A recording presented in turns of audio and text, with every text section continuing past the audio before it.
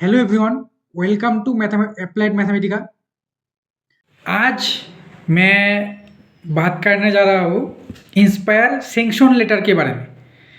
Inspire sanction letter कैसा होता है दिखने में और कैसे पैसे को डिवाइड किया जाता है, फेलोशिप, कॉन्टीजेंसी और एचआरए को और एरियर अमाउंट को कैसे डिवाइड किया जाता है। फर्स्ट जो इंस्टॉलमेंट वो भी दिखाऊंगा, नेक्स्ट इंस्टॉलमेंट दिखाऊंगा, सेकेंड इंस्टॉलमेंट भी दिखाऊंगा। तो ये कैसे डिवाइड होता है, ये एक्चुअली मार्च तक मिलता है। मतलब पहले जो मिलेगा वो एक साल का मिलेगा, पूरा पूरा एक साल का मिलेगा।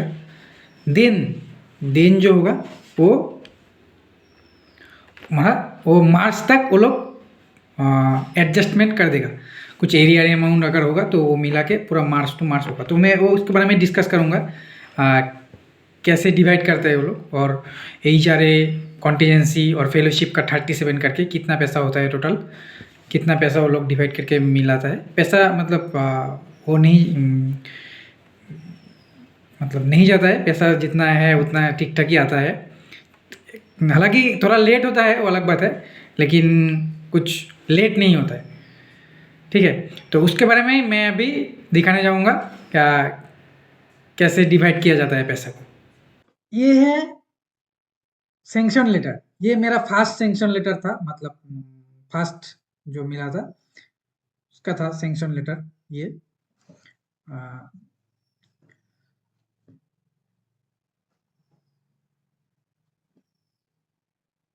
फर्स्ट ये था, सॉरी।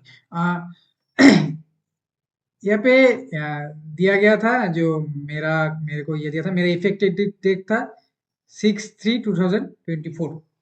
तो मुझे एक साल का दिया गया था। मतलब 6/3/24 से 5/3/25 तक मुझे फर्स्ट ईयर का दिया गया था। एक साल का जितना पैसा होता है 37 करके, 37 जेआरएफ का था, 37 करके 12 मंथ का दिया गया था।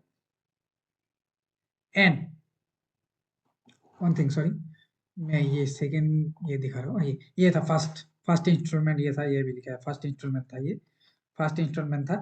तो फर्स्ट इंस्टॉलमेंट दिया गया था मुझे 6/24, और मुझे सेकंड इंस्टॉलमेंट जो मिला था, सॉरी, फर्स्ट इंस्टॉलमेंट का 6 मार्च था। तो मतलब 5/25/3/25 तक मुझे दिया गया था।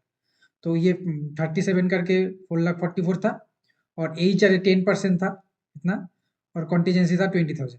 पूरा साल का कॉन्टीजेंसी 20,000। मैं कॉन्टीजेंसी के बारे में बात करूंगा, क्या क्या चीज़ दे सकते हैं, क्या क्या चीज़ नहीं दे सकते। और ऐसे फास्ट था तो एरिया अमाउंट 0 था, तो टोटल 5,84,000 मिला था। अच्छा, तो यहाँ पे ये था वैसा डिवाइडेशन। फेलोशिप का 4,44,000, एच आर 10% देता है, 44,400 एंड 20,000 कॉन्टीजेंसी। ऐसे करके ये मेरे इंस्टीट्यूट को भेजा गया था, इंस्टीट्यूट के अकाउंट में भेजा गया था। और इंस्टीट्यूट के अकाउंट में भेजने से भी इंस्टीट्यूट वो उठा नहीं सकता है, वो जब मैं क्लेम करूंगा तो वहाँ से प्रोसेस होके वो मेरे पास ही आएगा बाद में। तो यहाँ पे इंस्ट्रक्शन दिया गया था। तो मैं लास्ट वीडियो में बताया था, जो एस एम बाबू सारी ये जो है ये इशू करता है सब। तो ये था, मैं ये से बोल रहा तुम लोगों को, जो एस एम बाबू सरी जितना तरह का सैंक्शन लेटर है वो इशू करता है। तो ये देखो मेरा कितना लेट हुआ था। मेरा इफेक्टिव डेट 6/3/24 था, मतलब 6/3/24 को मैं लेवल 2 का रिजल्ट अपलोड किया था। लेवल 2 का प्रपोजल अपलोड किया था। और मुझे कब मिला था, देखो, सैंक्शन लेटर मिला था 25 मतलब एक साल 1.5 साल बाद। और मुझे पैसा मिला था अगस्त में। अगस्त में जाके मुझे फर्स्ट, अगस्त 2025 में जाके मुझे फर्स्ट पैसा मिला था। मुझे बहुत लेट हुआ था उस समय। इन लोगों का बैंकिंग में डिटेल्स चेंज हुआ था। जैसे अभी यूबीआई है, तो पहले वो था, पहले स्टेट बैंक था, उसके बाद बैंक ऑफ महाराष्ट्र हुआ था। तो अभी यूबीआई हुआ है, यूनियन बैंक ऑफ इंडिया। तो वो होने से मेरा ये लेट हो गया था। तो ये मुझे थ्रू ईमेल भेजा गया था, ये सैंक्शन लेटर। देन मेरा जो प्रोफाइल है उसमें ये सैंक्शन लेटर आया था। सेम है, बट फॉर्मेट चेंज है।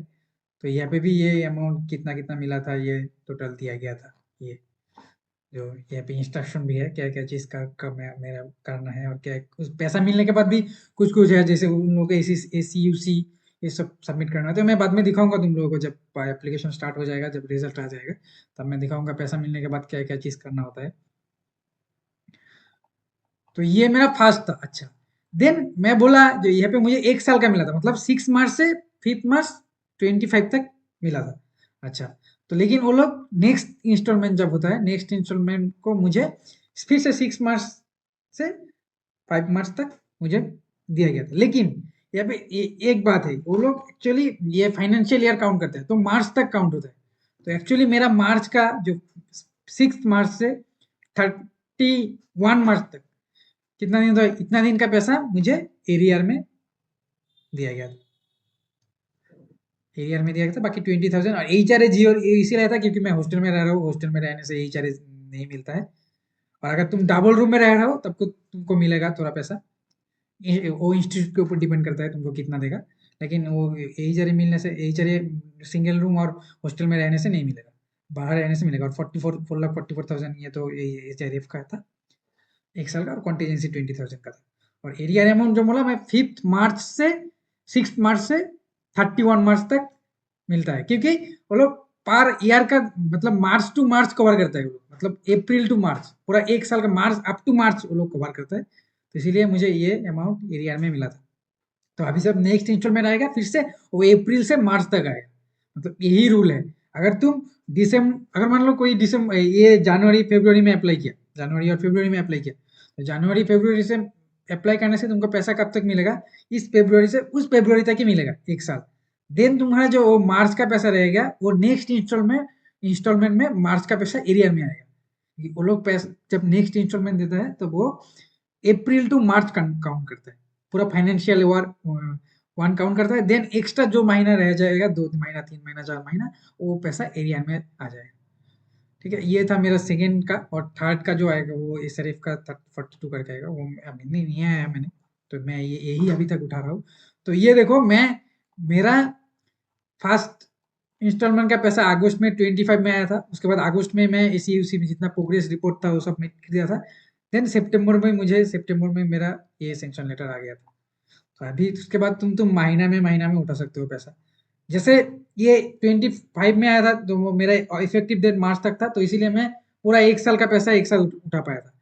लेकिन यहाँ पे क्या है, यहाँ पे सितंबर में आया है, तो सितंबर से लेके उसके बाद जितना दिन का था वो मैं एक साथ उठाया, उसके बाद से महीना महीना मैंने उठा रहा हूँ। अभी ये पैसा मेरा मार्च तक है, मार्च तक इतना पैसा रहेगा। तो मार्च से लेके मैं फिर से वो मार्च तक, मतलब मैं महीना महीना में उठाऊंगा, मतलब या दिसंबर का दिसंबर में, जनवरी का जनवरी में, ऐसे करके एक महीना बाद बाद उठा सकते हो। ये इंस्टीट्यूट के ऊपर डिपेंड करता है, और अगर तुम चाहो तो 2 महीना 3 महीना 4 महीना एक साथ उठा सकते हो। तो ये था सेंक्शन लेटर के बारे में मैं बात किया। कुछ इश्यू है तो अभी भी तुम जो लोग सेंक्शन लेटर के लिए कुछ इश्यू है, तुम लोग मुझे ईमेल कर सकते हो, मैं बता दूंगा। और सेंक्शन मीटर मिलने के बाद पैसा टोटल 1 साल का मिलने के बाद जो प्रोग्रेस रिपोर्ट कैसे सबमिट करना है, एसी उसी सर्टिफिकेट कैसे सबमिट करना है, वो मैं बाद में दिखाऊंगा तुम लोग को, फॉर्मेट और कैसे करना होता है मैं दिखाऊंगा बाद में। Okay, thank you, thank you guys. If you have any issue then you can contact with me via email. Thank you.